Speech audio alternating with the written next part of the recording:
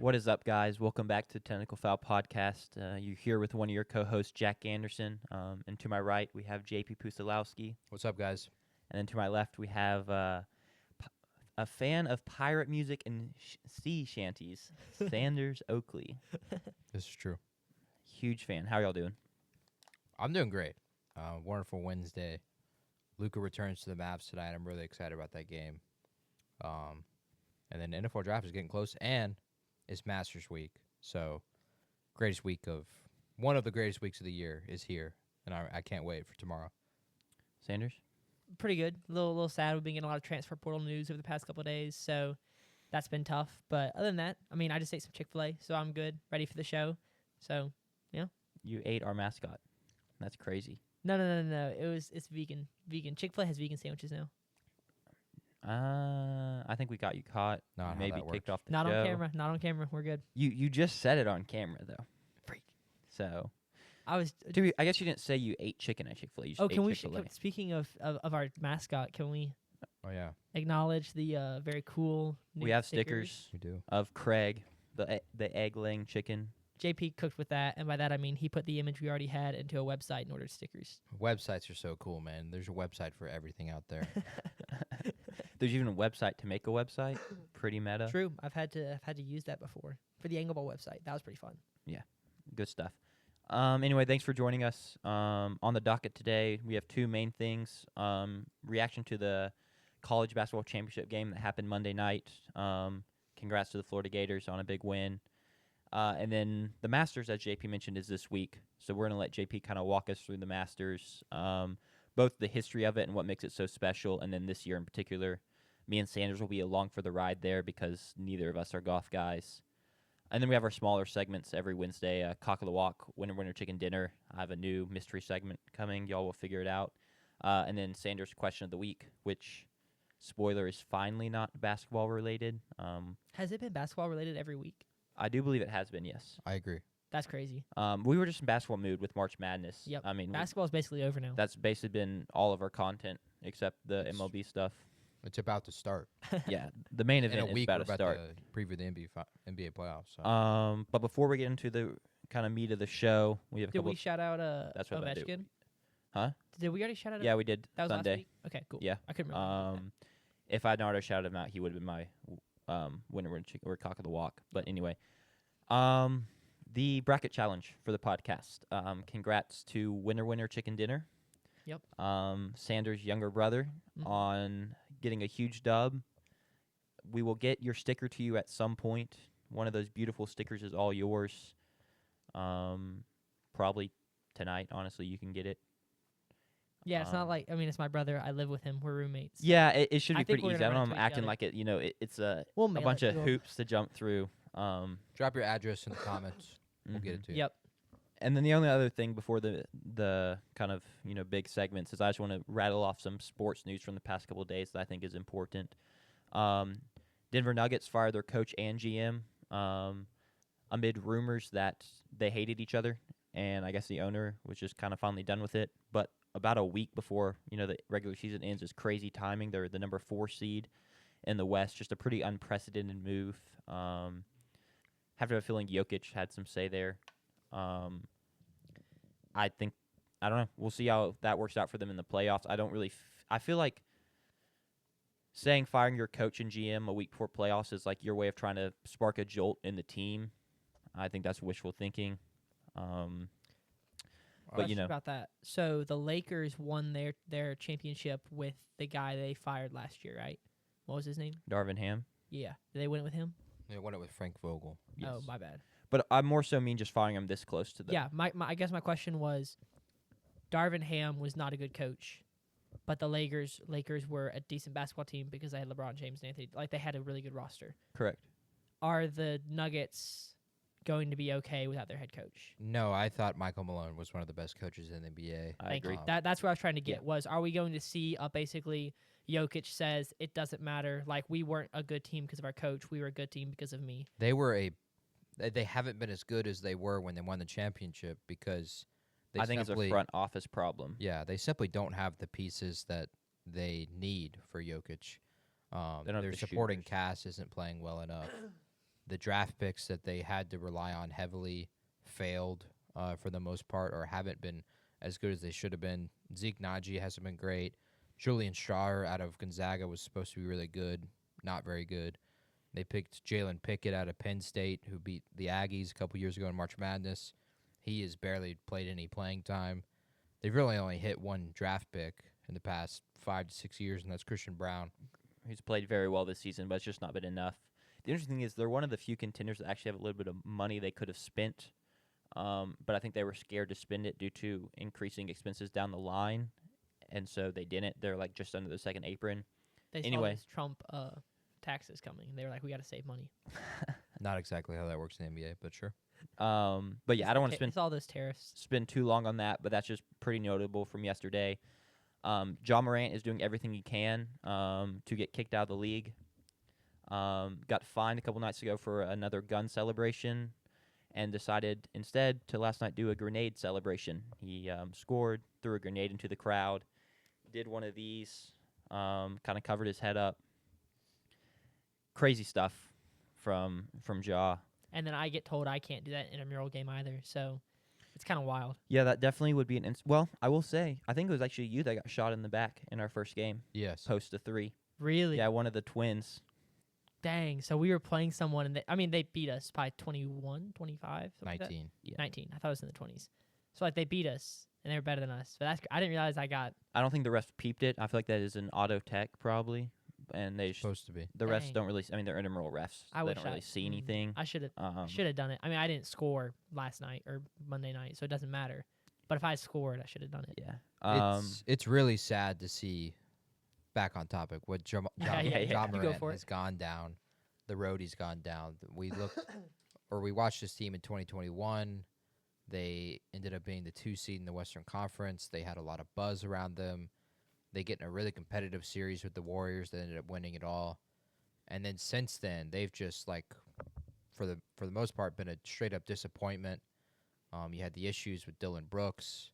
They were ran through by LeBron James the following year in the playoffs. That they were. Desmond Bain has been hurt a ton. Morant has only played roughly half the games since that season. Jaren Jackson Jr. is really the only reason this team is staying alive. And for a fan base that, when the basketball is really good, they will show up and support the team a lot in Memphis. It sucks to see someone who's given this advantage, this God-given ability, and seemingly waste it by being straight up stupid. So at this point, I think it's a lost cause. I don't think this is let me just get my act together. We already went down that road once after the suspension. Yeah. So just How long was the suspension? 25? it was 25 games. Dang. And it basically cost them that entire season. So, yeah, it's sad to see from a guy I thought had a lot of promise coming to the NBA, and he clearly showed that he did. Yeah, I was gonna say. I mean, he really flashed it, and not even just flashed it. I mean, he truly was great there for a couple seasons. But just kind of can't stay focused on the game. I guess I don't know. Moving on. Darren Peterson has overtaken AJ DeBonsa as the number 1 college basketball recruit coming into the next cycle. Overtake is a little strong. They're both perfectly rated recruits. But we figured out the tiebreaker is offers. I do believe so. So Darren Peterson has more offers and therefore is the number 1 overall recruit. He's going to Kansas. DeBonsa is going to BYU. Should be fun to watch them next year. I'm a big AJ DeBonsa guy. Apparently I need to study up on Darren Peterson. And then JP also alluded to this. Luka returns to Dallas tonight for the first time to take on the Mavericks. There's going to be drama. It's the NBA. It always delivers in that facet. I don't know what's going to happen, but something will go down. Luka got thrown out a couple nights ago. He got Last night. He got Last- ejected last last night? night. They're playing on a back-to-back. Soft ejection, in my opinion, but Yeah, still can't happen in a tie game. You got to be careful. It's going to be really, really interesting tonight. They are decking out the arena with white T-shirts in honor of him. It's pretty clear that they're trying to do it for the fan base, especially when the ownership has made such a blameable decision as they did trading Luka. But I mean the Lakers are playing off a back-to-back. I wonder if they're going to play well. We already saw a return like this with Jimmy Butler going to Miami, and he struggled tremendously in that game. I don't think the Lakers are actually going to play very well tonight. I think the emotion's going to get to them. It's off the back-to-back. I don't expect big things. I think Luka's going to get his. He always does. But I expect the Mavericks to win tonight I'm really interested to see the crowd. Who are they cheering for? The Mavericks I think or it'd Luka be Doncic? cheering for Luka. I think so too. They're really trying to find some way to get the fan base, like you said, back behind them, and they're just losing so much money, season ticket cancellation, stuff like that. They tried to put together some like sponsorship deals with some of like Luka's people, and Luka unsurprisingly shut them down because he's like, I don't play here anymore. So like, no, I'm a Laker now.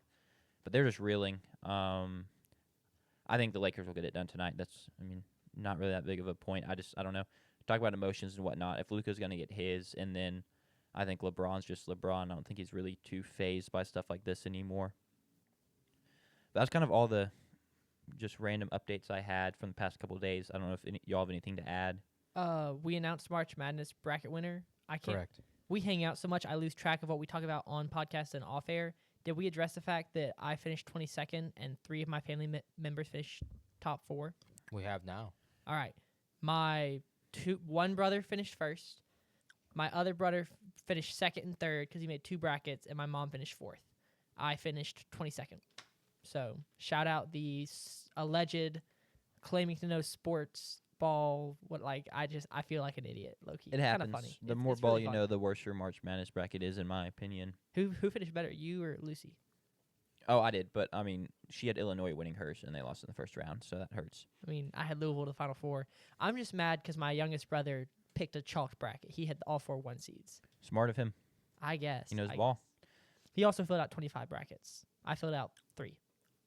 Last thing I want to mention, for state sport news, Keyshawn Murphy entered the portal earlier today, which For the second time in 2 seasons. He entered last year and came back.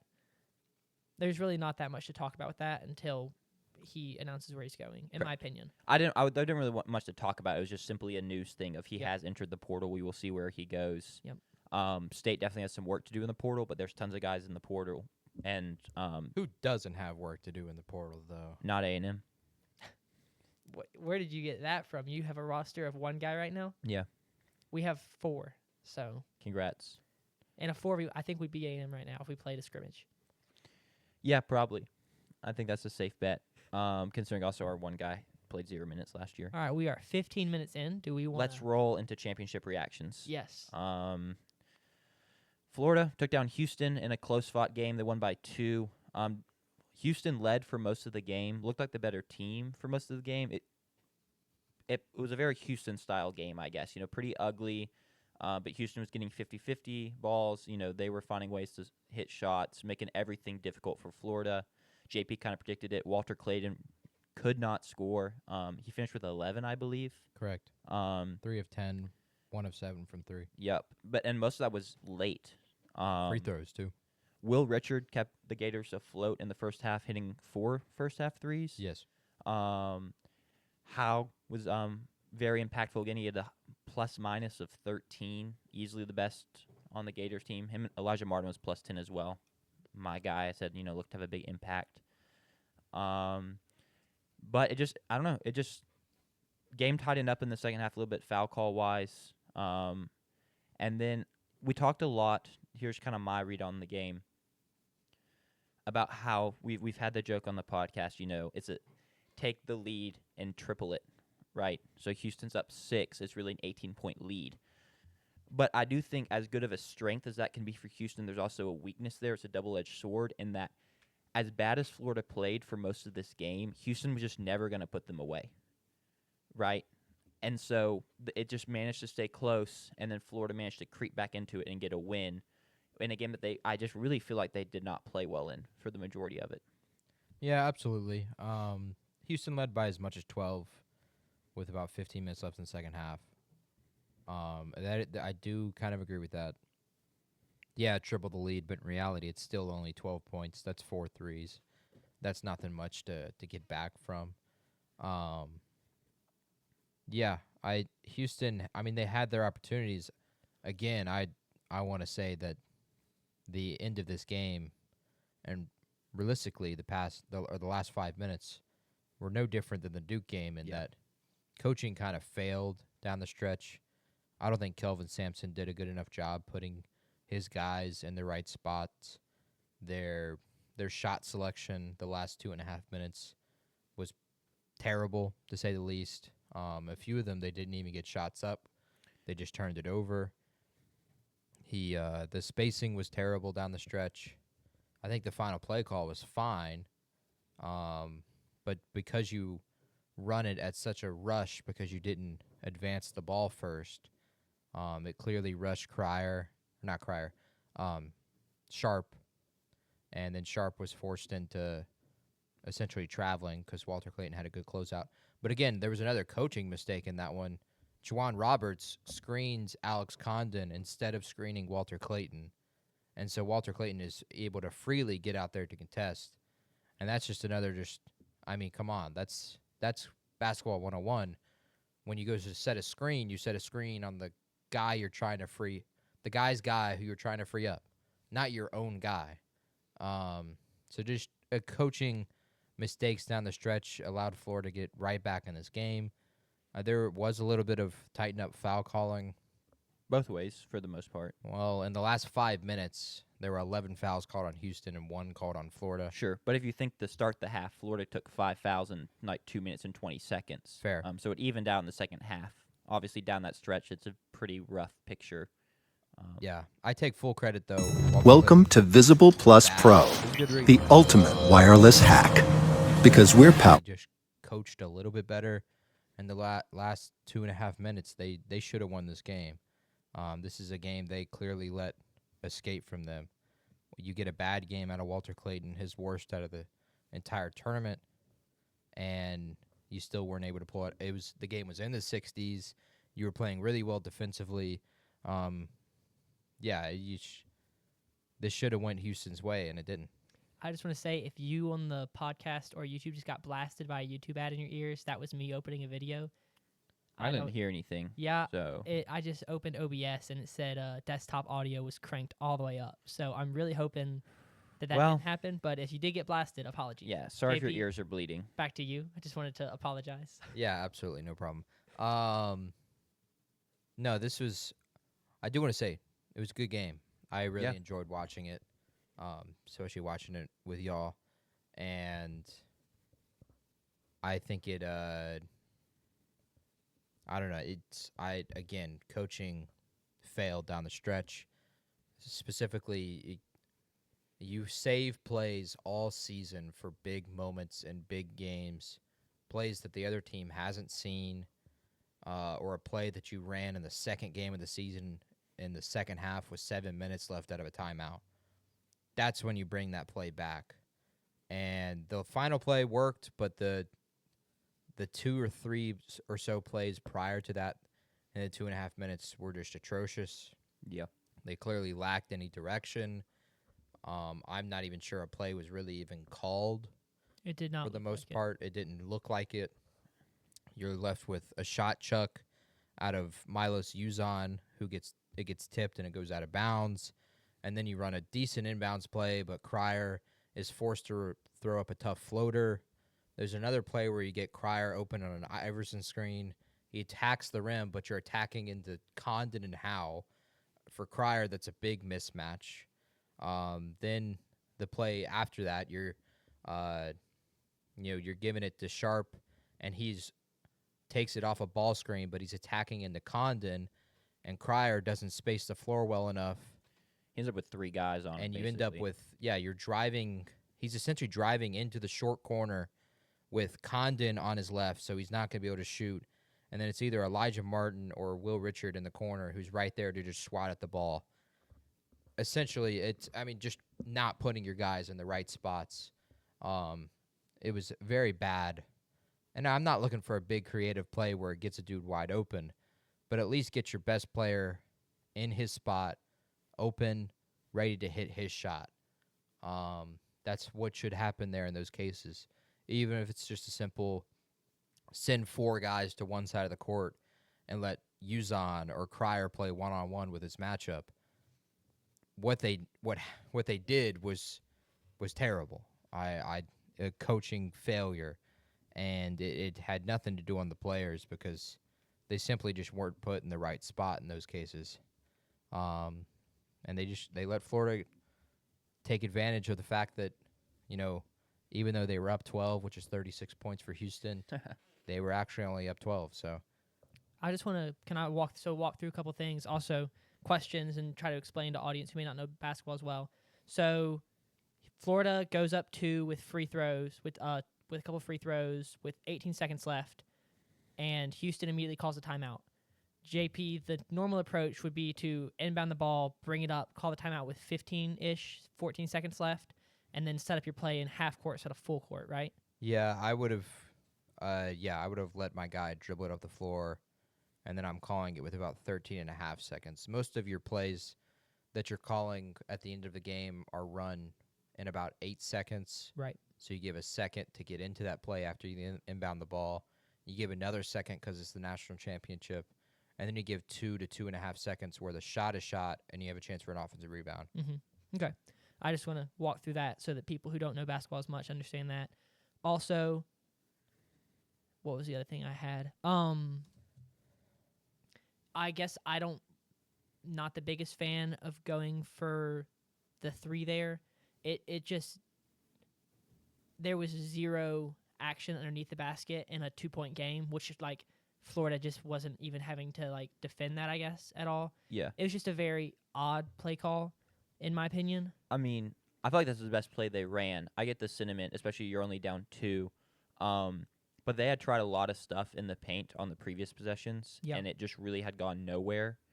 So I'm curious if that influenced it. And I mean, Sharp's a great shooter. Yeah. He's hit big shots. He hit a big shot in the Duke game late, and it just didn't work out.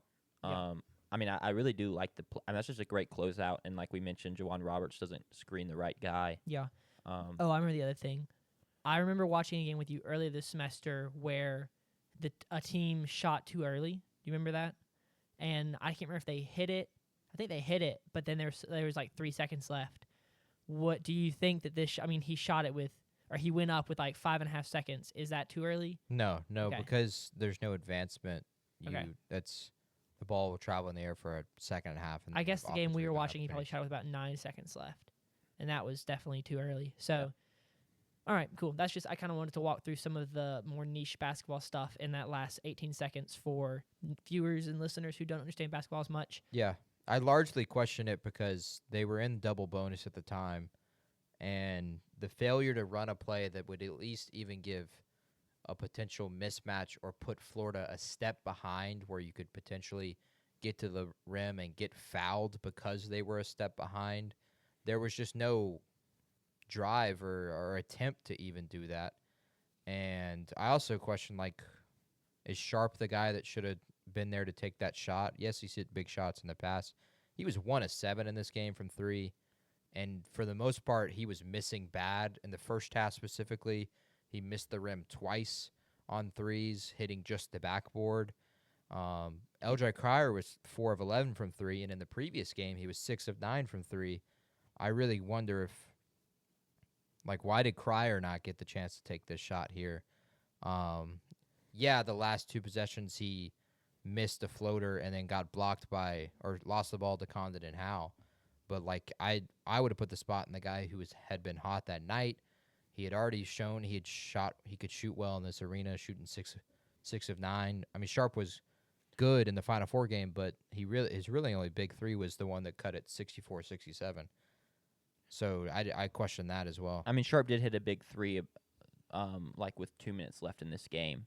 So I mean, obviously it wasn't hot, but I mean that was a big shot. I do wonder if it's just a thing of you want Cryer to initiate the play, and he's the guy you trust to make the pass. I'm a huge proponent of putting the ball in your best player's hands to take the final shot, because he's kind of one of the biggest reasons you're there. He's done it all year. So while I do like Sharp taking the shot, I probably would have preferred a Cryer shot. similar when we were talking about Josh Hubbard not taking the final shot in the Baylor game. Just like, why not set something up? And if that fails, I feel like as a head coach, I could at least go, well, we put the ball in our best player's hands and said, make something happen like you have all year. And if he doesn't, well, it's just the way the cookie crumbled. Yeah. Y'all want to talk about, I mean, Florida won. Do we want to, we've been kind of not dogging on Houston, but a little frustration there. Do we want to talk about, I mean, shout outs to anything Todd Golden did in those last 2 minutes? I mean, they were down, and they kept Houston from scoring for the last 2 minutes of the game at least. I don't have the box score up, but it was a while. Yeah, I mean, I still feel like it feels more like a Houston collapse. I'm struggling to like really think of anything Florida did well. I do think their defense tightened up a little bit interior wise. You know, limited Florida what the damage that Florida could do on the glass, especially. But I don't. I mean, Walter Clayton finally hit a couple shots. They hit their free throws down the stretch, which is big. Yeah. But it does really just feel like, I mean, a lot of Houston turnovers late, bad Houston shots, which led to runouts for Walter Clayton, and he's amazing at pushing the pace in transition, just kind of forcing the issue. So I think that's probably I don't know. Yeah, I mean, the X factor came through. One of them was for me the bigs of Florida. Condon was a lot better in this game than he was. Minus the first half travels. Minus the travels in the first half. He had 12 points, 7 rebounds, and 4 steals in this game. So he played really well. And defensively, and a big thing, like he dives on the ball right there at the end to win them the national championship. We have seen a ton of the Houston practices and their effort really showed throughout a ton of this game. That's why they had the lead as big as they did. But Condon showed a ton of effort down the stretch. So credit to him. Walter Clayton didn't give up. He stopped shooting, but he was able to effectively get to the line twice. And, I mean, Will Richard was big in the first half, keeping them in the game. Yeah. But I think credit to Condon for stepping up after a very bad Final Four game and then a bad start to this game. He came through for the Gators down the stretch. Cool. One more question, and if you have anything else we can keep talking about it, we are at 30 minutes, so I want to leave plenty of time for Masters and other weekly segments. Was this lightning in a bottle for Houston? I don't know who all they're returning. I think they have one of the best recruiting classes they've had. Bringing in multiple 5-stars. Right. So I just, with Kelvin Sampson's age and the fact that Houston is not a traditional basketball powerhouse, whereas Florida won, I mean, not basketball powerhouse, but they won 2 championships in the 2000s. They've been there before. They'll be there again. They do not have a coach who's close to retiring. What are our thoughts on the Houston program and where? I mean, I've seen way too early rankings that have them at number 1. What do you think about them going into next year? Because I know Florida's just going to reload out of the portal, most likely, bringing some good high school recruits. What do you think about Houston? I think they'll be right back next year. I don't know if you past next year, if that makes sense. Like how sustained this will be, because we'll just have to see. I mean, it's just such a fluid time in college sports. Yes. Things can change so fast. But with the recruits they're bringing in and the guys they're returning, and I know Kelvin Sampson is getting older, and did not maybe have the best coaching performance down the stretch in the final game, but he's a great coach, and so I think we'll have this bunch kind of right back here next year in the mix. Yeah, they'll be back. Since 2021, they've reached the Sweet 16 every year.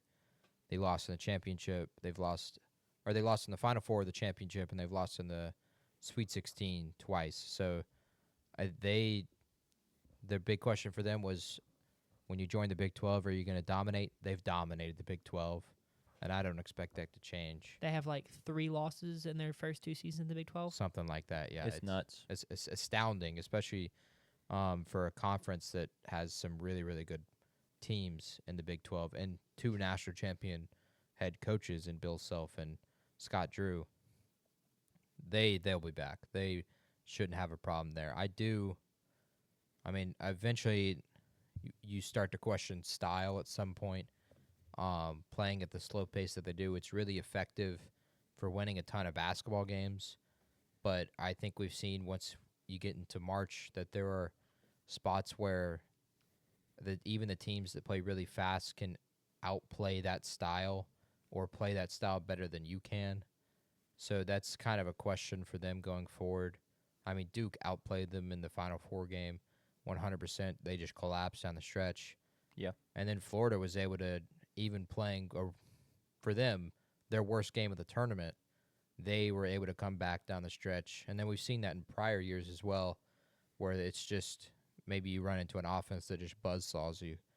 I do have questions about that, but that style wins them a ton of games, and their defense can win championships and will win championships, and having the number one defense or top 5 defense every year certainly is going to help them. Yeah, I agree. I don't know if y'all have seen the Trapezoid of Excellence, Ryan Hammer's thing, and one of the, I guess it's the x-axis is pace of play, and if you're not in the trapezoid, doesn't go from one end to the other end. It's you have to have some sort of in between in terms of pace of play, and that's where most national champions are found. Is kind of how the trapezoid works. And Houston's not in it. And it's a similar thing with like an Alabama, right? Of like, do they really play too fast to ever win it? Is definitely an interesting thought and something to consider. But I mean, with the fact that they're this good and they win this many regular season games, there's no reason for them to change it. They're not a traditional powerhouse in that sense. Yep. So, Sandra, you have the recruiting classic pulled Yeah, up? I was just looking. In the next fall, they'll be bringing in a 5-star who's 6'10", and a 3-star transfer who is 6'11". So that was one of the things you talked about earlier about how Florida's size ended up being a big part. I mean, they couldn't drive Definitely. for the last 2 minutes, so that could Yeah. be some. I mean, a 5-star, a 6'10", 5-star, number one player in the state, in Missouri. So 7th ranked recruit in the country. So that could be a big get for them. Because I mean, 5-stars are. I feel like. Are there any 5-stars who are going to go somewhere and not start immediately? I mean, he's gonna probably show up and Isaiah Evans didn't be an at Duke, immediate but impact. that's Duke. Yeah. So. Expect Yeah, I to see mean, him. Instant He 100% will play. Yep. So you know. that's exciting for Houston. It is. I mean, they're typically not necessarily the most talented team from a I'm blanking on the word. Rating? A recruiting rankings wise. So yes, thank you. But I think we can go to move on unless anyone has any final thoughts. No, Get to JP's let's get into it. bread and butter over here. The Masters. What are we thinking? 45-minute monologue? Something like that. I'll try to get through as quick as I can. The Masters tees off tomorrow at The first tee time would be 6:56 Central Time, cool. PM. Just once again to preface. AM. AM. Yeah, it's Yeah, early. they need sunlight to play golf. So You're right. No, they use Wait, glow in so the dark balls. they're starting at 7. So they're starting at 8 a.m. Eastern, 8 a.m. and Eastern. Georgia's in Eastern. So that means it's starting at 4:56 if you're in California. It just adds to the allure Yeah, and that's really cool. the whatnot of it. But like I said earlier, me and Sanders aren't golf people. This is Yeah. JP's thing. Mhm. The only thing I know about the Masters is they have the clubhouse with like the weird egg sandwiches and the True. pimento cheese, Yep. and like you can't have your cell phone on the course. It's Yes. very exclusive, very prestigious event. Yeah. So Take off, JP. Yeah, the Masters is the Super Bowl of golf. It's the greatest tournament in golf's history. I'll go start with just the history. We'll try to start from the beginning and work our way up. The only reason we have the Masters is because Bobby Jones and Clifford Roberts were rejected by the United States Golf Association in their bid to host the 1934 U.S. Open. The Masters is a major tournament. There's 4 of them every year. There's the Masters, the U.S. Open, and the PGA Championship. These are typically your hardest golf challenges that any player will play in that season. So they're also held in high prestige. Not too different to the way the tennis tournaments are with the Wimbledon and the French Open and the Australian and U.S. It's very similar in that case. The Masters, though, and what makes it has such a high allure is it's the only course that hosts the major tournament, the Masters, at that course every single year. And it's held there since 1935. The other 3 majors, they rotate courses every year, so you might not see another course for 5 to 10 years. This year will be the 89th Masters. Another thing with the allure, it's nearly impossible to become a member at Augusta. You have to be nominated by a current Augusta member, and new initiations generally aren't accepted unless someone quits or dies. This is a private golf club. It's a winter golf club, so it's open from October into May. So not like your typical golf course that their best business is during the summer. They are a private club with only 300 members. Professional golfers that come there to play the course prior to the tournament have to play with a member to be able to play the course. There's obviously no carts or anything, so you're walking the course every time. Black players didn't play in the tournament until 1975 when Lee Elder broke the color barrier. Lee Elder will join Gary Player and Jack Nicklaus. This will be the second year. What they do the morning tomorrow, Thursday morning at roughly 7 a.m. Eastern time, they do a ceremonial first tee shot where Jack Nicklaus, who has won the most Masters tournaments ever, 6, Gary Player, who's won 3, and Lee Elder will hit first tee shots off the first tee to essentially say this is the beginning of the tournament. Yeah. It's not too different to the Olympic opening ceremony. It kind of holds that kind of value for these players. It's a very, very cool moment, especially seeing Jack Nicklaus, who's the greatest golfer of all time, at least from an accomplishment standpoint, kick off this glorious tournament. Clifford Roberts, who again was one of the co-founders of Augusta, said that as long as he was alive, all golfers would be white and all of the caddies would be black. He died in 1977, and 20 years later, a black man won the Masters with a white caddy. His name was Tiger Woods. Tiger Woods was only 21, and he won the tournament by 12 strokes in 1997. One of the coolest traditions of the Masters is the Champions Dinner, which is held the Tuesday before the tournament.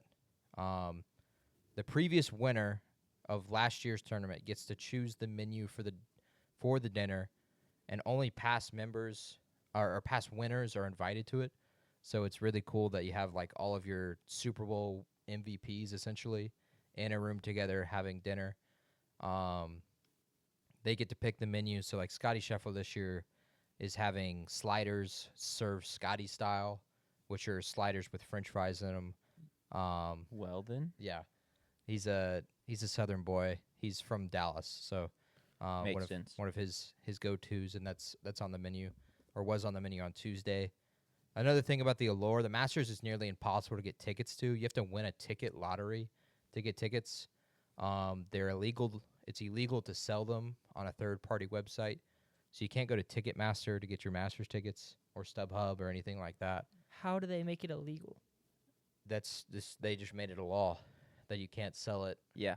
On a So third party. it's a US, I did know that. It's a U.S. law or like a. I think it's just like you can be under significant legal action Okay. from the Masters themselves. Oh, I'm sure it's like you're agreeing when you sign it.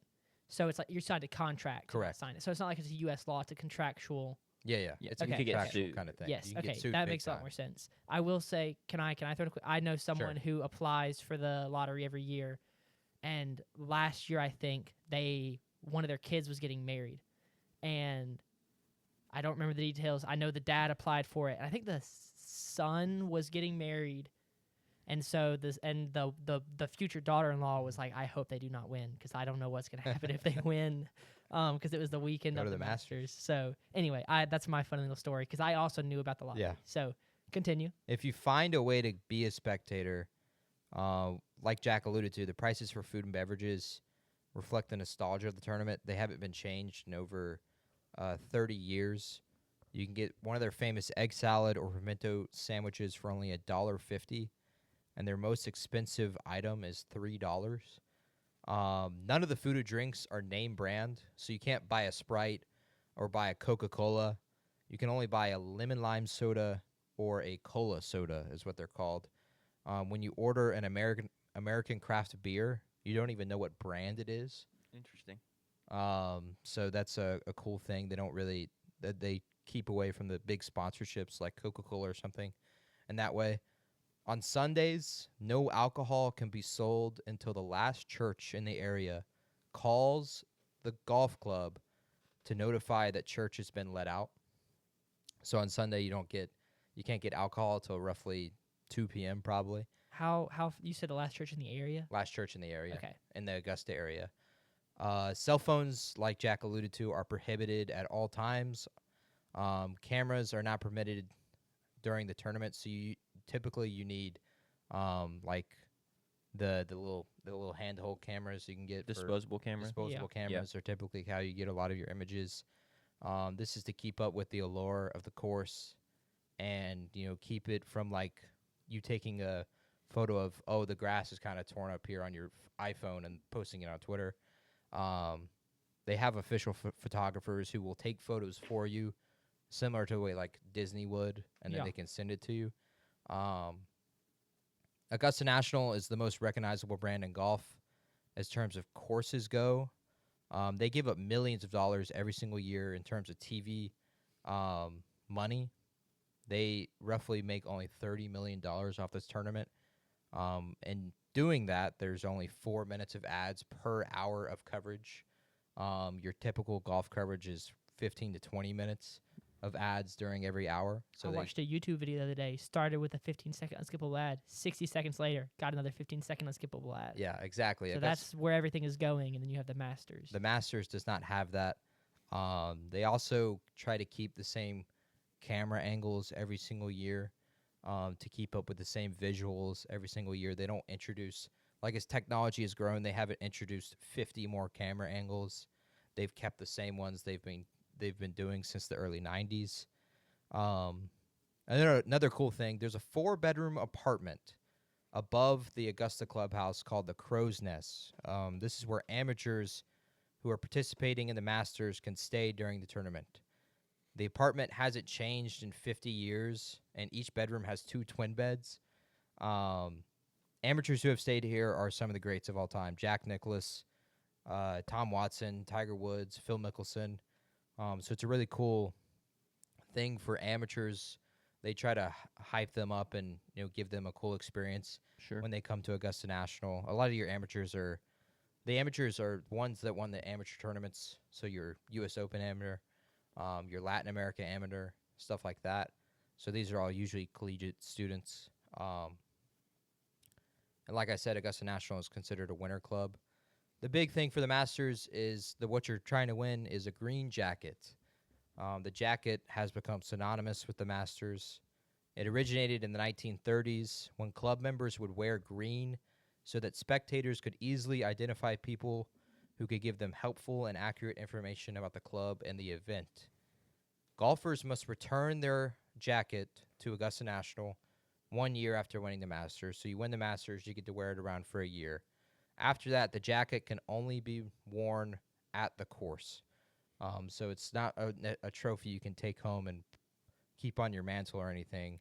It keeps up with that allure that you can only wear it when you come to the course, and typically you wear it during your Champions Dinner, stuff like that. The green jacket has so much allure that you'll have people that recreate stuff like this, and I did this as well with my friends. We call it's a turquoise jacket. We played a major tournament at my local course where 3 of us live. As you can see photos of 2 of my friends, and then there's a photo of me and my other friend holding up the green jacket before the tournament. We played, and I shot my career record that day. Shot a 77. Is that the next picture? It should be. Yep, there we go. Shooting a 77, 7 under par in terms of handicap, because I'm a better golfer than all 3 of them by far. But I basically destroyed them. I believe one of the pictures has the leaderboard. I was 7 under. The next closest was, 4 over? 6 over, 7 6 over, and yeah. 4 So I basically won that tournament like Tiger, winning it by 13 strokes. It's too easy. Just comparing himself to Tiger Woods is crazy. And then there's a picture of me putting on the jacket in the parking lot after.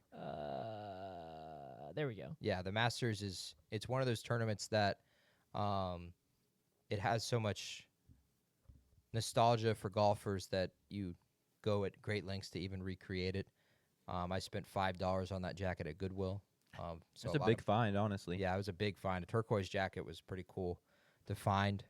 A big thing about Augusta National, because this is a major tournament that's played at the same course every single year, you get to know the course a ton. Augusta National is widely known as the most beautiful course in the world, and that's because they spend great lengths of money to keep this course up. They spend constant attention on it. The bunkers are made of a different kind of sand that you don't find anywhere. They're actually not made out of sand. They're actually composed of waste product from mining of aluminum from a aluminum mine in North Carolina. Basically, that company sends them these rocks, pure quartz, essentially. So that's why your bunkers look like they're pure white sand instead of that yellowish sand that you typically see at other courses. Another thing, there's a huge fence around the course that keeps out animals. In the past 65 years, there's been one deer sighting on the course. And visitors often talk about never seeing a single squirrel. Birds are also mysteriously rarely seen at Augusta National. So it's really a cool experience for the patrons where it's you and the golf course, and you don't have animals all around the place. No phones, no distractions. animal Yeah, no poop. phones, no distractions, no animal poop, no deer It's poop big. or anything like that.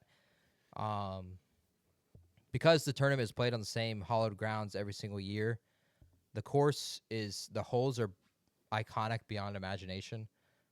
Think if every single baseball game ever was played at Duty Noble Field. Yeah. You would when you think of a moment, you would think of, oh, like if Hunter Hines were to hit a home run over onto right field, you would think of, oh, that was when Bo Jackson hit the home run over there, or Aaron Yeah. Judge hit the walk off in the World Series over there. Every iconic moment in baseball history Yeah. would take place in the same place, and so I mean, it would just have so many layers. Mm-hmm. Augusta National has that with 18 different holes. Those who've watched the tournament even like 3 years in a row, you could describe every single hole from memory. The first hole with a downhill tee shot into the uphill green. The second hole, the big windy par 5 downhill. Amen Corner, 11, 12, and 13 are purely iconic. The big thing with the second 9 here at Augusta National, because these tournaments come down to the stretch a lot, you just relive all these glorious moments of big shots hit on big holes. 15 and 16, the iconic shots with Tiger Woods, the hole-in-ones at 16, the big shots into the par 5, 15th. These are moments that last forever. You watch the tournament every single year, and because you see the same shots every single year, like we said, you just remember.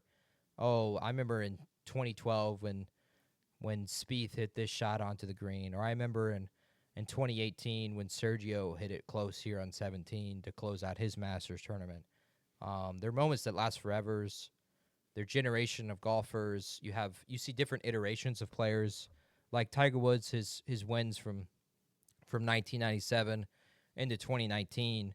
You've seen a different version of Tiger. You've seen Tiger, the young guy, the first black major champion, and then you see him when he was dominant in the early 2000s, and now you have the return to glory in 2019. There's just simply nothing like it. For me, that's my favorite Masters moment. The return to glory, Tiger Woods winning in 2019. I watched this on a plane coming from Washington, D.C. We were on a school field trip with my choir, and we were coming back from D.C. It was the only time I've ever purchased Wi-Fi on an airplane, was to watch the final round of the Masters. This Masters tournament is probably one of the greatest of all time. Tiger had been battling injuries for years, back injuries. He broke his leg at one point. Had to go through, I believe, 6 or 7 surgeries on his back. He has a slow Thursday, a better Friday, and a great moving day, which is Saturday. And then a big story of it was the weather move up. Because there was going to be thunderstorms in the afternoon, they moved up the tee times for the final groupings up into the morning. This put Woods in the final group, and it's like putting, if you were playing against Steph Curry in a 3-point shooting contest, you'd rather Steph Curry go shoot in another gym than him shooting right next to you. Yeah. You're going to have a lot more nerves when that happens, when he's right there next to you. And that really showed. Woods, you can, I don't remember. You can show the second photo. Oh, there's the plane. Sorry. Oh, yeah, show that first photo of the Yeah. plane. Proof of, that was me flying out of D.C., flying back home to Atlanta. And the next one is Next one's Tiger walking up to the 7th tee. You can you see, like, that's the GOAT right there. Francisco Molinari is the guy on the left. This is the guy, he led by 2 strokes going into the day over Woods. He was playing lights out through the first 11 holes. Woods was trailing him going into the 11th. And then Rays Creek, the iconic 12th hole, strikes again. Francisco Molinari hits first on that hole. Yeah, you can roll that next photo. And this is a short par 3. It's about 135 to 145 yards. One of the big things about this hole is you can see the green is very, very tiny.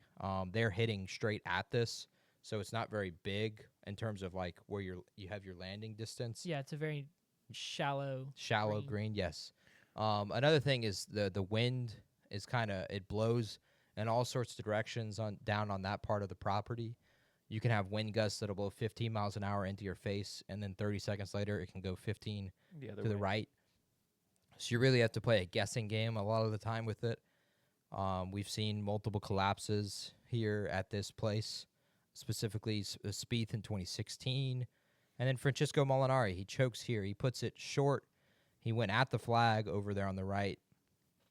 It lands into the upslope and falls down into the water. And then Woods hits a safe shot over to the left and is on the green. And he takes the lead after that hole. From that moment, we have an insane tournament. I don't know. Do you have the scoreboard picture? Yep, there you go. Yeah. You can see how tightly compact that scoreboard is. At one point, when Woods was, I believe, on the 14th hole, we saw 9 different players tied or one shot back of the lead with 5 holes to play. Yeah. So really insane stuff.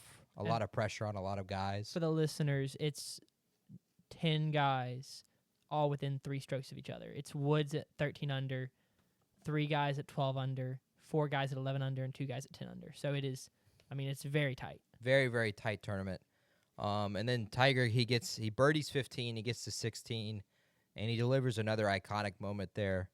You guys probably haven't seen it, but if you have the oh my goodness, in your life, have you seen anything like that? I have seen that. Vern Lundquist. So, yeah.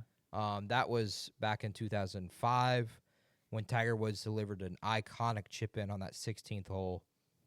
He delivers another iconic moment here. He hits a shot into the 16th. The Sunday pin location allows it where if you land in the center of the green, you can get a roll off to the left, and it will roll directly at the pin.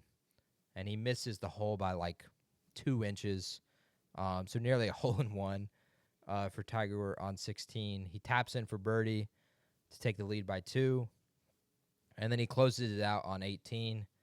And there's an argument to be made that the moment after his victory on the 18th hole is arguably the best in golf history and possibly sports history.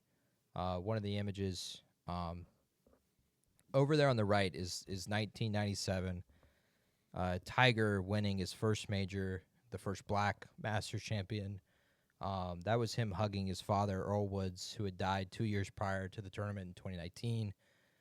And 22 years later, in essentially the exact same spot in Augusta, Georgia, Tiger is seen hugging his young son, Charlie. A truly emotional moment. It really, and for the greatest golfer of all time, it really capulated his entire story. This is a guy who relied heavily on his father growing up, being a black man in America, and his father was a big part of his career early on, and his father passing away was during a very hard moment in his career, and to win that tournament when he was kind of up against all odds, it's a truly spectacular moment, and I cried for 30, 45 minutes on that plane.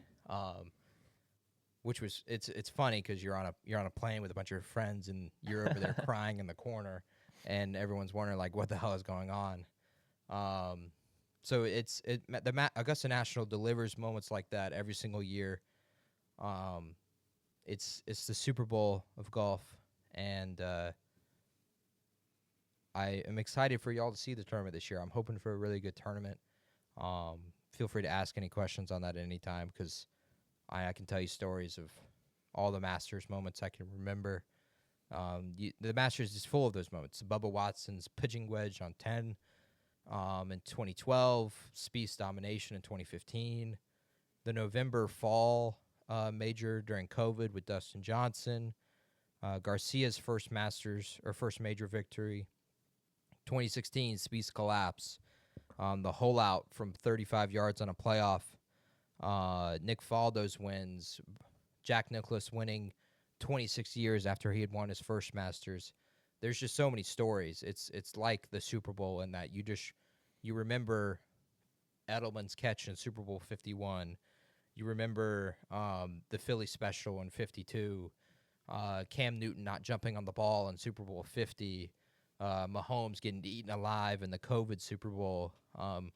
It's like that. You just remember all of those moments. And what's so cool about it is it's on the same course every single time. So all of those moments just combine into one, and it's a spectacular tournament because of that. So that'll get us into this year's Masters. Here's who can win. The betting favorites are Scotty Scheffler, Roy McIlroy, and then there's a big gap. Jon Rahm, the 2023 Masters champion, Collin Morikawa, Ludwig Oberg, Xander Schauffele, and Bryson DeChambeau. Those are your seven favorites. These are the guys most likely to win. I mean, when Tiger won it, he was a big long shot. He was plus 1,800, and that was a year where, like, man, there's no way Tiger's going to win it this year. So really don't expect anyone outside of this to win it unless there's a dramatic collapse by someone on Sunday. Here's two guys that are on that list I wouldn't expect to win. Xander Schauffele, he was arguably the second best golfer in the world last year. He wins 2 majors. He puts on a good performance at the Olympics, but he's coming off a rib injury. This is his second tournament back. If you don't know, golf tournaments are played every single week. So this is his second week coming back from a rib injury, and he hasn't played a lot of golf in roughly 5 months. He also was clearly sounded like he wasn't ready.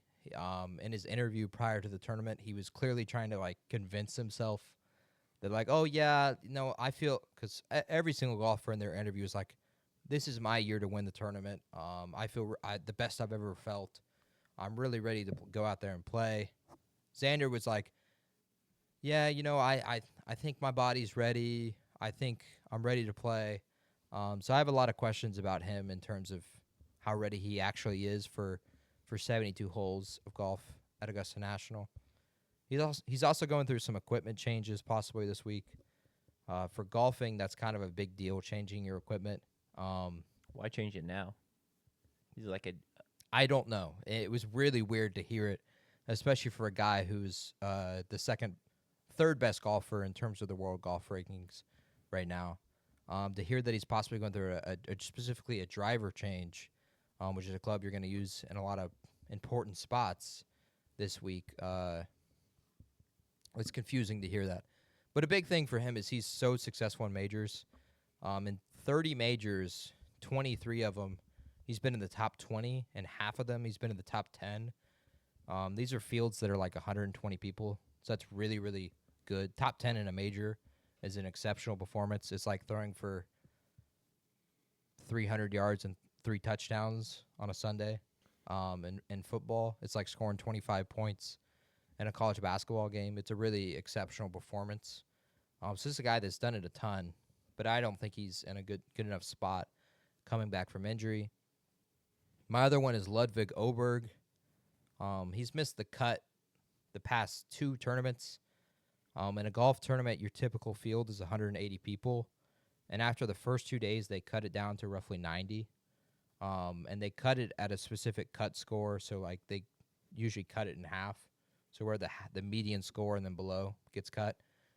He's missed the last 2 cuts, which for him is certainly significant.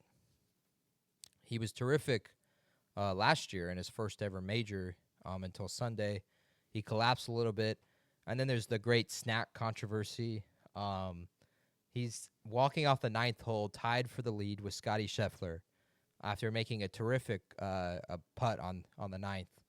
And he's holding a power bar in his left hand, and he's walking out and high-fiving patrons. And a patron slaps his left hand for like a high five, and he drops the power bar on the ground. And you can see, like, he's visibly like, damn, that kind of sucks. I wanted that power bar a lot. Why didn't still eat it? Facts. Well, he dropped it on the ground, and he's in front of a bunch of patrons. Okay, I guess he fair. doesn't want to look unsanitary. From there, he goes into 10, and 10, 11, 12, and 13, he sucks. And so it's the great, like, snack controversy. He could have beat Scotty Scheffler last year in his first ever major, if not for that. You just got to stay locked in. I mean, can't get rattled over a little power bar. His first ever major, so it's like your first Understandable, ever yeah. Super Bowl. Is you're going to be a little bit nervous. And So his caddy's going to be pockets full of them for the Masters. Just Maybe just no high fives. he was asked about it in his interview, and he basically said, yeah, I'm going to make sure that I'm only high-fiving people with my right hand and keeping the snack protected this year.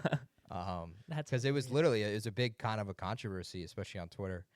Another thing he said is, in his interview, he said, I play better when I play more. And because he's missed the last 2 cuts, he's missed out on 4 extra rounds of golf. And if you're going to say that and then miss 4 rounds of golf, I just don't expect him to play excellent this week. I think I'll make the cut, but I don't expect excellence. So my winner is Rory McIlroy. I think he's going to get it done this year.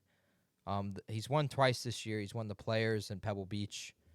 Outside of the majors, these are probably the 2 most prestigious tournaments in the golf calendar year. He's playing unbelievable. He's truly, like, at his age, he's tearing apart golf courses. He's shooting insane scores. And for him, this is really important because he came off a year where he finished second in 2 majors, finished second at the Open to Schauffele, and then the collapse in the U.S. Open last year where he missed 2 putts from roughly 5 feet, which for him, being the best golfer, one of the best golfers in the world, it's like missing layups in basketball, I was going to say essentially. going 0 for 10 from the free throw line or something. Yeah, or Klay Thompson in an elimination game shooting 0 for 10 is that kind of thing. Brutal. So he's played really well, responded from that well. He's also going for the Grand Slam, which in golf, it's the same thing as tennis. If you win the 4 major tournaments, you've won a Grand Slam. Which are? And tennis, it's the French Open, Australian Open, U.S. Open, and Wimbledon. And golf, it's the Masters, the U.S. Open, and the PGA Championship. He's won 2 PGAs, a U.S. Open, and an Open. He hasn't won a major tournament since 2014, though, 11 years. But in 2011, he had the chance to do that at Augusta National. He leads by 3 strokes going into the final round. And he had a chance to complete the Rory Slam, which is, they name it after you when you win every tournament, each major tournament in the same calendar year. Tiger's the only one that's ever done that before, winning the Tiger Slam. So he had a chance to do that this year, or that year in 2011. Up 3 strokes, and then he shot 3 over that day, and ended up finishing tied 15th. He basically collapsed in 2011. And since then, he's been kind of cursed at Augusta. But I think he's locked in this year. Big thing for him, he's got no drama with his family. Last year, he was dealing with rumors that, him and his wife had split for some time. They're not back together.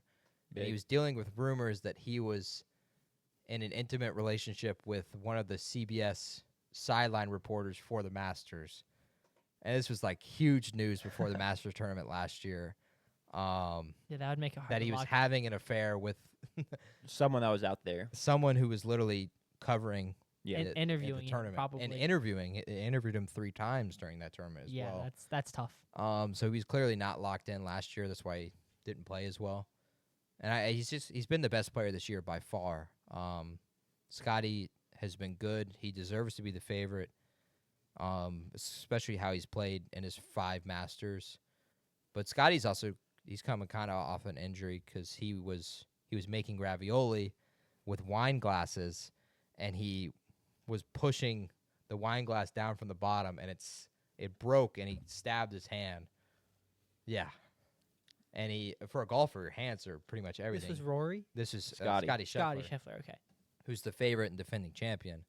So he's came off that injury, and hasn't been playing as well. So give me Rory. Rory's my pick to win it this year. And that's kind of all I have on the Masters. Any questions? No, I think you explained it really well. Thank you for that. Yeah. I'm going to go and give my pick. Oh, Yeah, you've sure. got a pick? Yeah, I told JP before the show. You weren't here yet. Oh, okay. But, I would say I feel less confident in this pick after hearing JP's, spiel, and that's what I told him And before just the your show. entire lack of knowledge. Well, but see, it's a gut pick. Oh, okay. And so that's why I really don't feel any less confident, because it's a gut pick. I got Xander. I was pronouncing his name Schauffele before the show. What and is it? Schauffele? Schauffele. Yeah.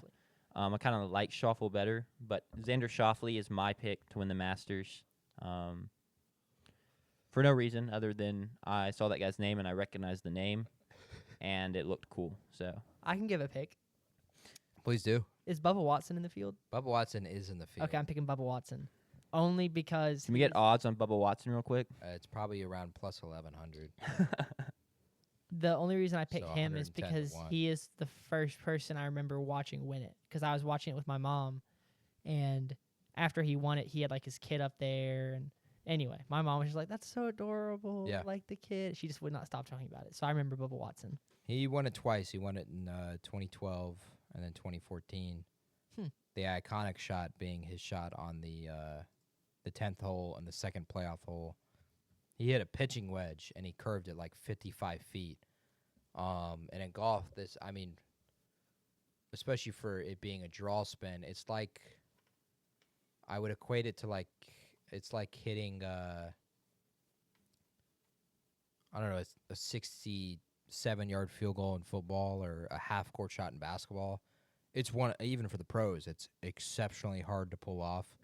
And he did it in the second playoff hole to win a championship. So yeah, he will always go down in Masters history. He's not even on this page of Odds. So he's over plus So 5,000. he's way down there. Yeah, he is. Well, that's why when he wins, I'm gonna make a lot of money. How many units I we got? don't have How many units do you have on Bubba Watson? $0. He's not even the plus 750s. Well, We can move on from the Masters as JP tries and finds this thing and roll into our weekly segments. oh yeah, we've got I'm gonna have to control F this. That's how hard this is. to find. dang Plus 50,000. plus. You can Bet make some good money there. 500 to 1. So I bet $100 I make 50 grand. Yeah. All right, that's good money right there. I mean, he's won it before. Why can't he win it again? 'Cause he's not as good as he was over a decade ago. I was about to say, give me one reason, and then you beat me to it. So Tough. now give me 8 more reasons. Don't actually. He plays on live, so he doesn't get to play enough. Oh, he's one of those. I didn't know he was. Dang, that's kind of sad. He's a sellout. He's left-handed. Whoa. No shame to lefties. That's crazy. crazy. There's a few left-handed. Oh, Masters JP. champions. So will you be up? I assume tomorrow morning at 6:57 to watch the first. I don't know who. Depends on who tees off at. Yeah, it depends on if the guy's worth watching. I might get up there at 6 to watch Jack Nicklaus and Gary Player hit the first shot. But the first group is Davis Riley and Patton Kazire. I don't know how to say that guy's name. I will not be watching that group or that group. So or that group. how many or that waking group. hours? The Masters finishes That on group. Sunday. It'll finish on Sunday. Isn't Zalatoris How much time okay? will you spend not watching the Masters? Well, if you say I sleep for 8 hours of No. those 4 This days- is that it's on. oh, waking hours. That it's on. That is So on. Oh, then I'm are you on watching Saturday it? and Sunday. I will be watching all 5 hours that are broadcasted, and probably 2 hours before, so 7 hours each of those days. Thursday and Why is it only broadcast for 5 hours? oh, they only show the final groupings in their entire round, because that's what's like important at that point. It's like they're the leaders right now, so show them. They can't show everything. Like Yeah. you show Aaron Judge, you would show Aaron Judge more than you would show the 7-hole hitter, if that makes any sense. Yeah, but won't they start? They'll start it when it starts. No, they will start coverage when it starts, but the live broadcast that is being shown to the entire world on CBS won't start Oh, until roughly 2 p.m. so you won't watch the coverage? Okay, interesting. I will watch the rest of the coverage on the Masters app, which download the Masters app. You can watch. Whoa! They didn't pay you for that. Don't. They deserve it because it's one of the greatest apps. It's like the March Madness app. It's just an electric app. You can watch every single person's every shot in the tournament. You can literally click on them and go watch their shots. They're all recorded and put in there, and they also have featured groups, so you can watch every person's shot in the featured groups.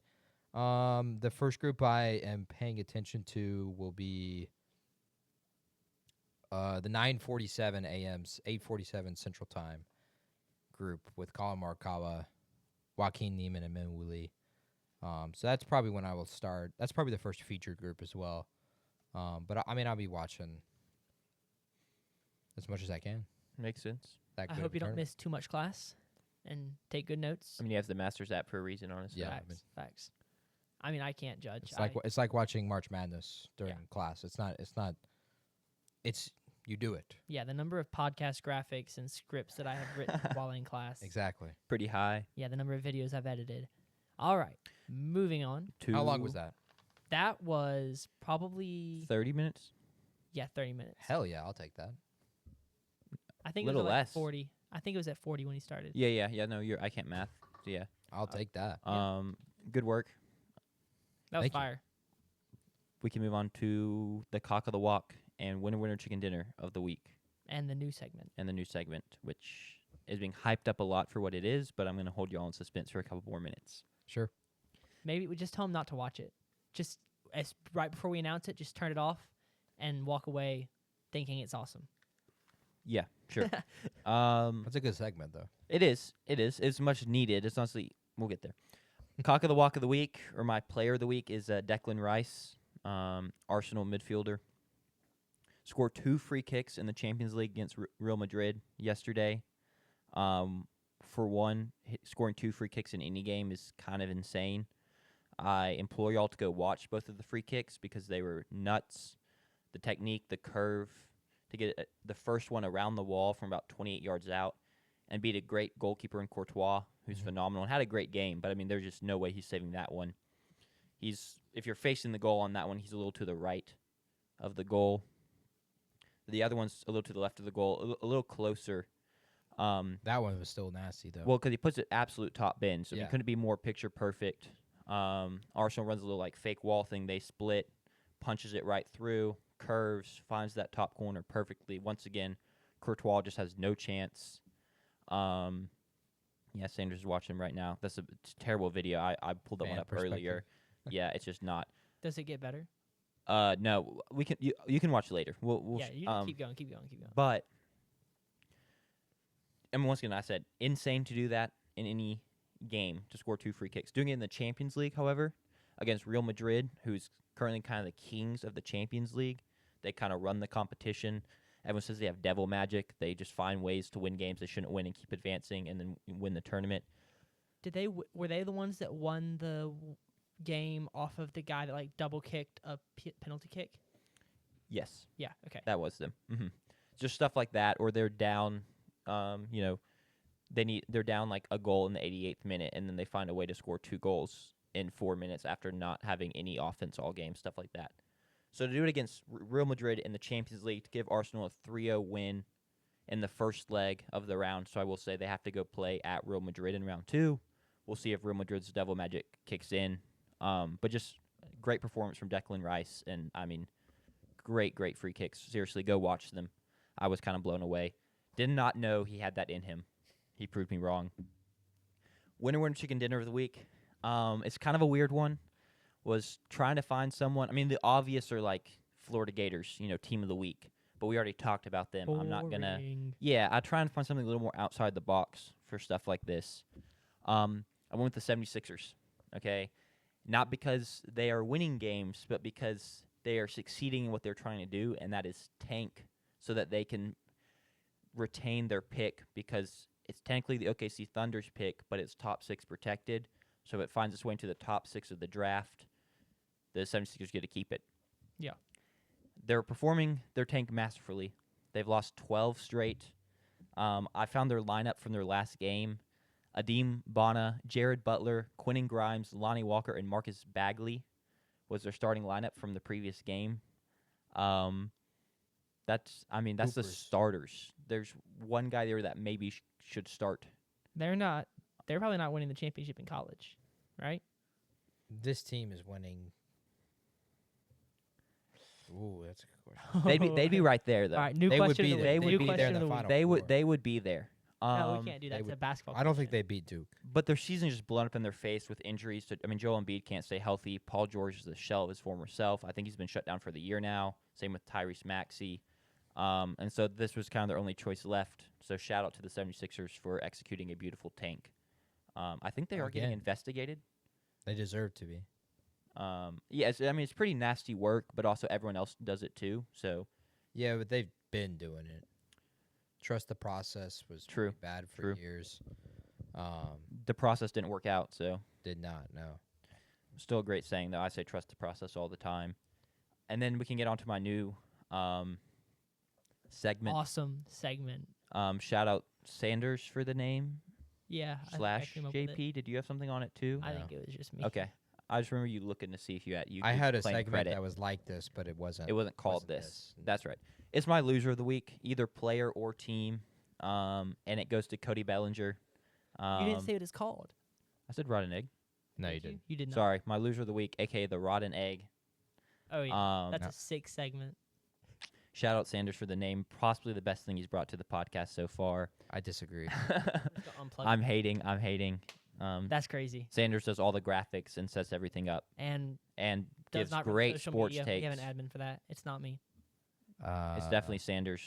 Wow, that's crazy. We will say Sanders is the admin that posts stuff like, saying getting Stephon Diggs is a massive move for the Patriots offense. Massive. That person has been fired. Oh, no, that person has been just reprimanded. yeah, That person got a text in the group chat. corrected and put back in place. I was just really excited to see Drake May with weapons. I got caught up in that. Received a strongly worded message. Yeah. Yeah, that person will not do that again.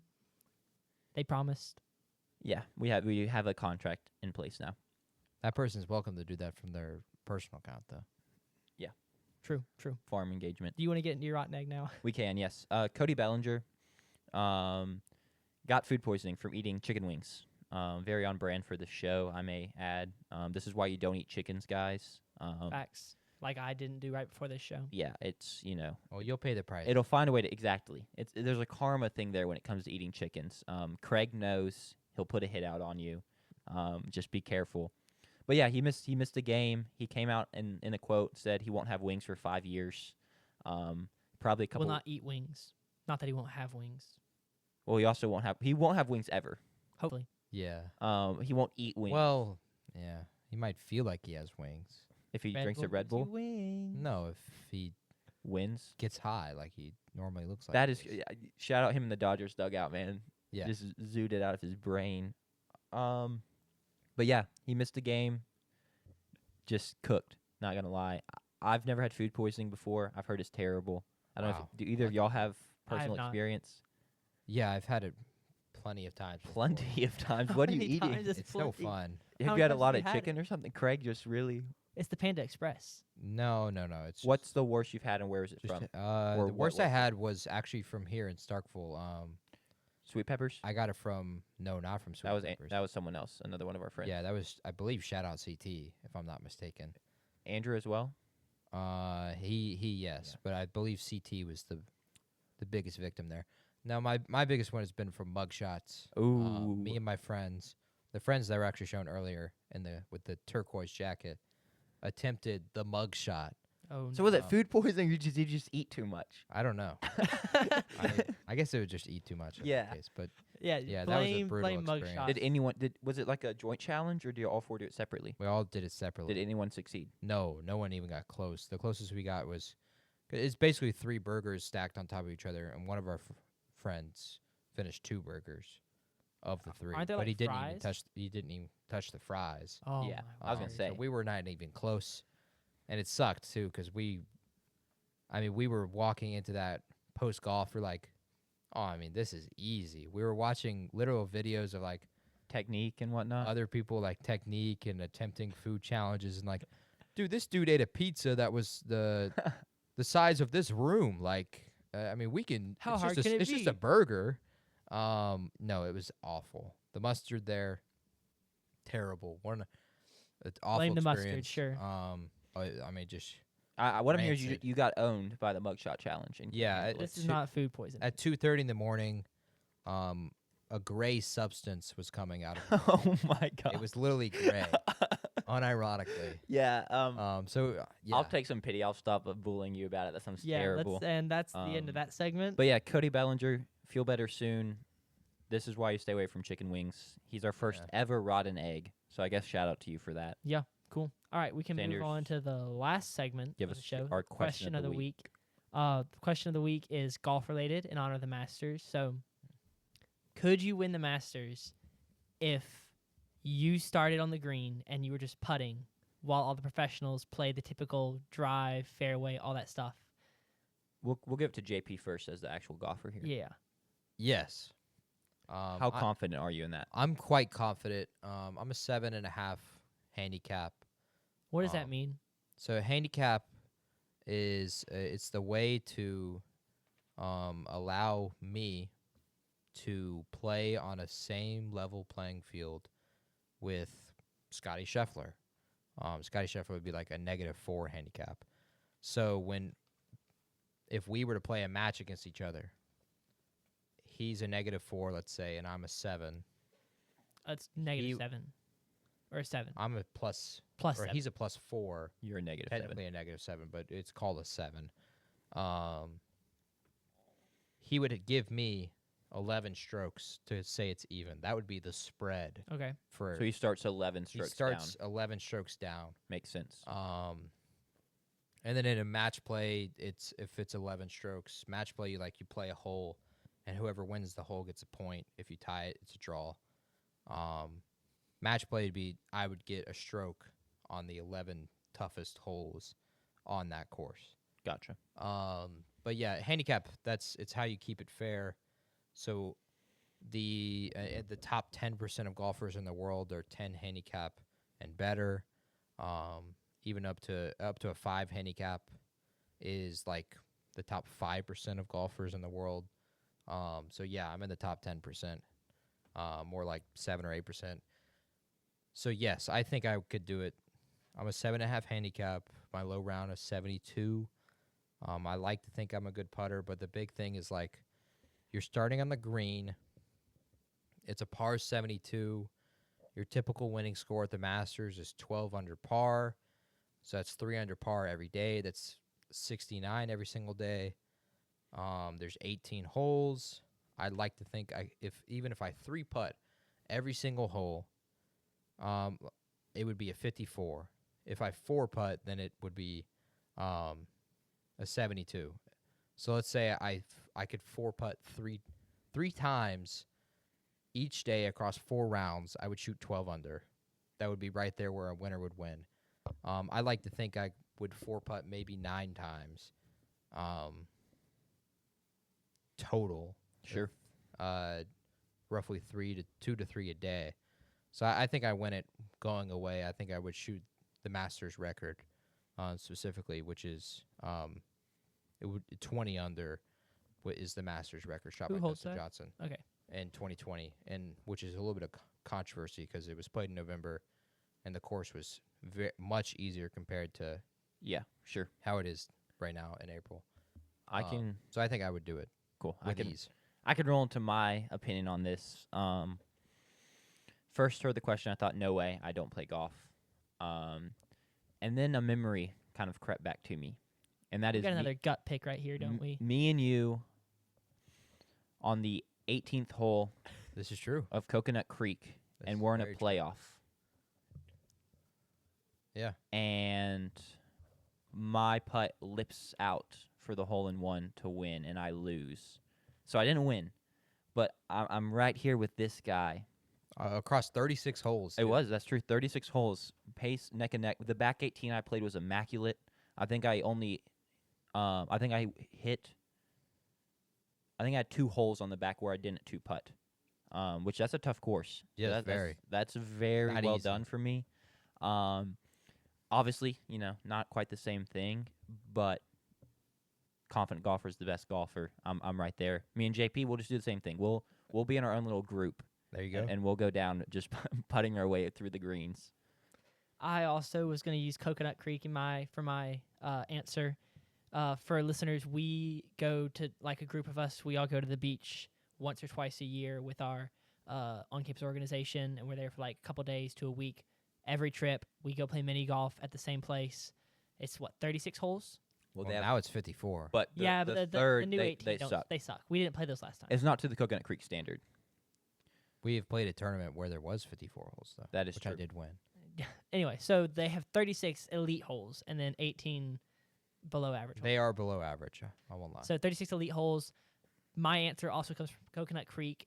I have played there probably 6 times now, 4 or 6 times, and I always start strong. I always finish the first 9 to 18 in like the top 3 to, not always, but like I usually start well. And then the battle, which we also usually start playing about 10 o'clock, so we finish up about midnight, 1 a.m. Yeah, you can't The golf battle in of the dark. attrition, You can mini golf in the dark. I just fall off. The mentality is I not can't there, hang man. in there. I do not have the mental fortitude to 72. stay locked in for how many holes is the Masters? It was 72. Yeah, so I can't stay locked in for 36. You can just bring power bar. Not to mention there's thousands of patrons watching you. That doesn't bother me. You're I on could- live television. I mean, we're live right now. I'm used This to is it. true. Not many people can say that they're used to performing live. We're not really live. We're just recording.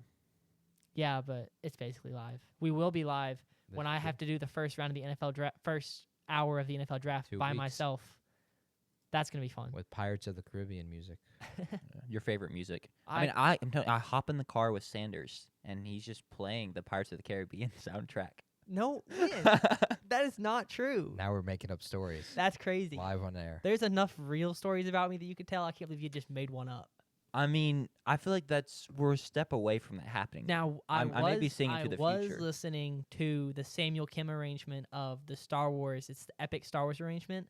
That thing is gas. Have you heard this? It's in all. If you watch a Star Wars edit on Instagram or TikTok, Can't this say is the I'm background song. really on Star Wars TikTok. Yeah, I don't or get Instagram. I Star am not Wars either, edits. but like, if you see an edit, I'm sure I've heard it before. it is so good. I just get Sports and Siege. I mean, that's mostly what I get is Sports and Siege. no, just sports. Okay. I get sports, and then I get You can't say one of the things you get.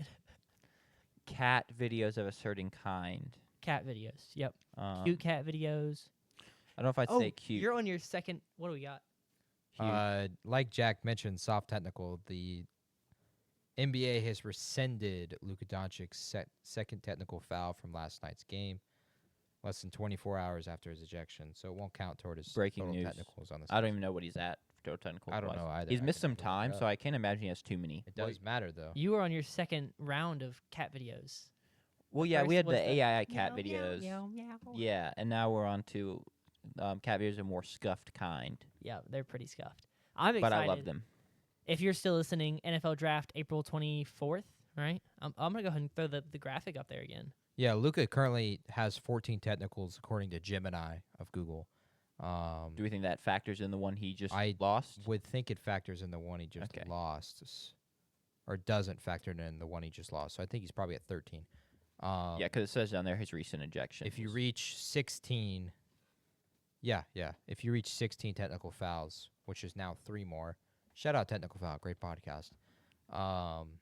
You you get suspended for a game. Has anyone talked about this on podcast yet? Probably not. We're the first. Yeah, So you We will get- not be the first one to get it to you, I'm Yeah, sure. Episode will come unfortunately, out by the tomorrow time you morning. listen to this, But it is breaking news at the time at 4:54 on Wednesday afternoon. we also have it's 10 big time seconds till we hit breaking an hour news. and a half. So we're about to see if it keeps recording. For Luka, a guy who gets a lot of texts, especially it can happen in the playoffs. If he gets to 16, he gets suspended for a game.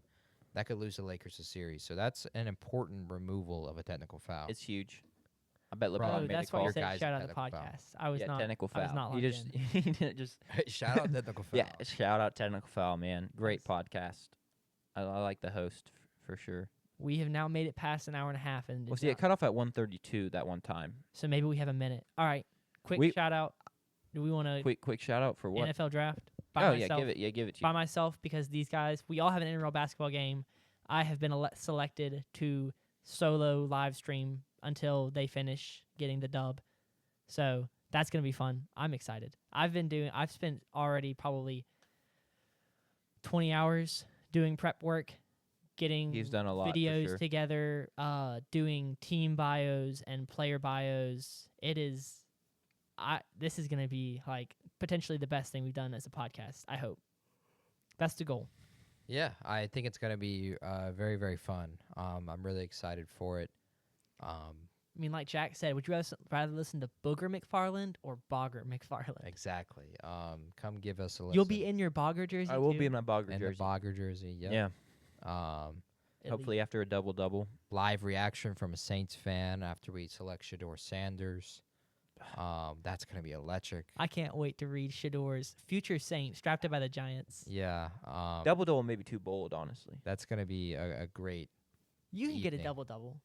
I'm averaging 2 points on the season right now. I think co-ed. Co-ed. Yeah, It's- correct. Yeah, co-rec. I think I had 6 in the first co-rec game, but I don't remember. You can get there I'm there. as long as Mont doesn't count your turnovers like he did for me. Well, Mon will help me out. True. He's not my op like he's your op. Yeah, Mont hates the way I play sports. Understandable. Me and him Doxed. bump heads. Sorry, Mogi. Well, you can't even say that. Oh no. But Mont is his alias. That's not his name. Yeah. Oh, okay. Remember? That's what he. Yeah. Yeah. What was the one he wanted us to say though? Magoomer. There you go. But Mont's not his real name either. So This is also This is true. also true. Man's like. His real name is. I'll just beat. will that not out. be disclosed. I think that's all we have. Yeah. So thanks for tuning in. This episode will come out Thursday morning, like we said, and we'll be back for y'all on Monday with What is Monday? what is We on will. the docket.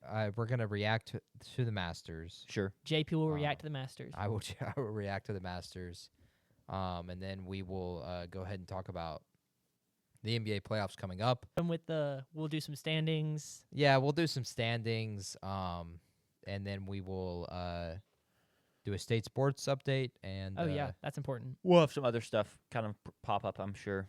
absolutely, we'll talk about. Big NHL playoffs breakdown. Well, that'll come on the next Wednesday when we have our special guest.